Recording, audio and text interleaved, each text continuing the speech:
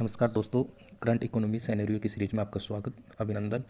आज एक नई न्यूज़ के साथ, जैसा कि आप स्क्रीन पर देख रहे हैं, केंद्रीय विद्युत प्राधिकरण सीए की बैठक हुई, जिसमें अक्षय ऊर्जा यानी रिन्यूएबल एनर्जी को लेकर नए कानून बनाने पर मंथन हुआ।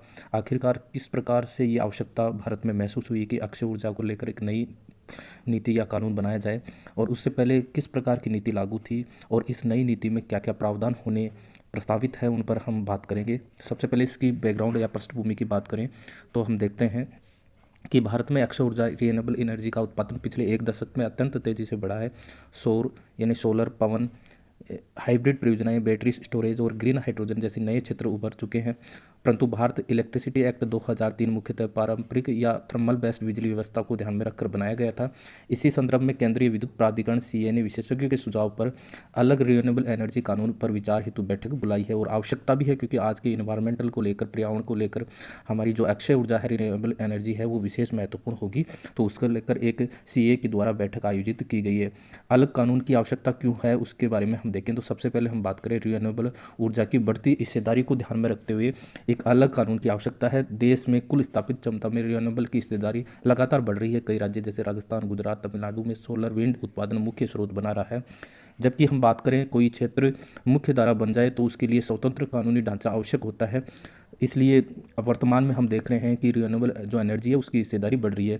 फिर हम बात करें मौजूदा इलेक्ट्रिसिटी एक्ट की कुछ सीमाएं हैं। वर्तमान में जो कानून है वो थर्मल केंद्रित सोच पर आधारित है, इसलिए रिन्यूएबल से जुड़े हुए प्रावधान केवल संशोधन या जोड़ तोड़ से जोड़े गए हैं। इसमें नीतिगत अस्पष्टता बनी रहती है। समय समय पर जो पुरानी जो कानून है जो थर्मल केंद्रित है उसको ही कुछ ना कुछ उसमें संशोधन किया जाता है, जो ठीक प्रकार से आज की जो एनर्जी है उसको लेकर नहीं लागू होता है। तीसरी हम बात करें, डिस्कॉम पर ग्रीन पावर खरीद का दबाव है। हमारी आरपीओ के तहत डिस्कॉम को ग्रीन बिजली खरीदनी अनिवार्य है, लेकिन खरीद की शर्तें हैं, कंटेनमेंट है या भुगतान सुरक्षा पर स्पष्ट और एकरूप नियम नहीं है।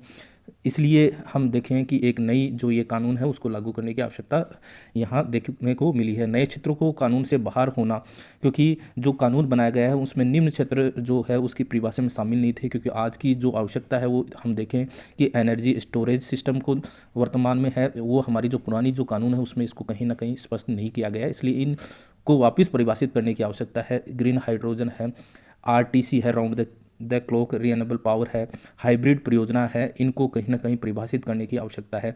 साथ ही देखें क्यों आवश्यकता पड़ी है, उसी में एक अलग बिंदु हम देखें, निवेशकों के लिए अनिश्चितता है, क्योंकि बार बार नियम बदलने से निवेशकों का भरोसा कमजोर हो रहा है। इसलिए लंबी अवधि की परियोजनाओं के लिए स्पष्ट नीति और स्थिर कानून की आवश्यकता होती है। इन सभी बिंदुओं को लेते हुए हम देख रहे हैं रिन्यूएबल एनर्जी कानून की आवश्यकता महसूस की गई है।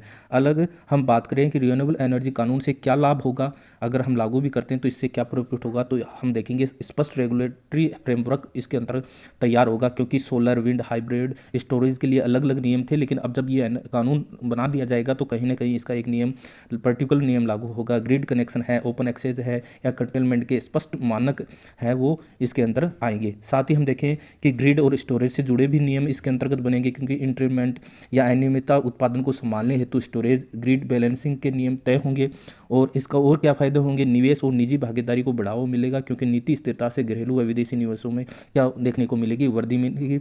और साथ ही हम बात करें इसके महत्व की, और तो हम देखते हैं कि ऊर्जा संक्रमण को गति मिलेगी, क्योंकि भारत के लिए नेट जीरो का लक्ष्य और जलवायु प्रतिबद्धता को मजबूती मिलेगी। इसको लेकर विशेषज्ञों का क्या दृष्टिकोण है उसको हम देखें तो गोपाल सोमानी जो पूर्व निदेशक हैं अक्षय ऊर्जा निगम के, उनके अनुसार है कि अक्षय ऊर्जा अब देश के बिजली तंत्र की मुख्य धारा बन चुकी है। राजस्थान जैसे राज्यों में उत्पादन तेजी से बढ़ा है, लेकिन ग्रिड स्टोरेज, कंटेनमेंट और ओपन एक्सेस पर स्पष्ट नियमों का अभाव देखने को मिला। अलग रिन्यूएबल एनर्जी कौन से सोलर, विंड, हाइब्रिड और आरटीसी परियोजनाओं के लिए स्पष्ट और स्थायी ढांचा बनेगा। तो इस प्रकार हम निष्कर्ष रूप में क्या कह सकते हैं कि भारत में अक्षय ऊर्जा पूर्वक नहीं होगी बल्कि मुख्य ऊर्जा स्रोत बनती जा रही है। ऐसी स्थिति में पुराने थर्मल आधारित कानून में सीमित संशोधन पर्याप्त नहीं है। इसके लिए अलग रिन्यूएबल एनर्जी कानून की आवश्यकता होगी, जिससे नीतिगत स्पष्टता प्राप्त होगी, निवेशकों को भरोसा मिलेगा, ग्रिड स्थिरता होगी, ऊर्जा संक्रमण होगा। इन्हीं सभी के लिए आवश्यक होगा। धन्यवाद।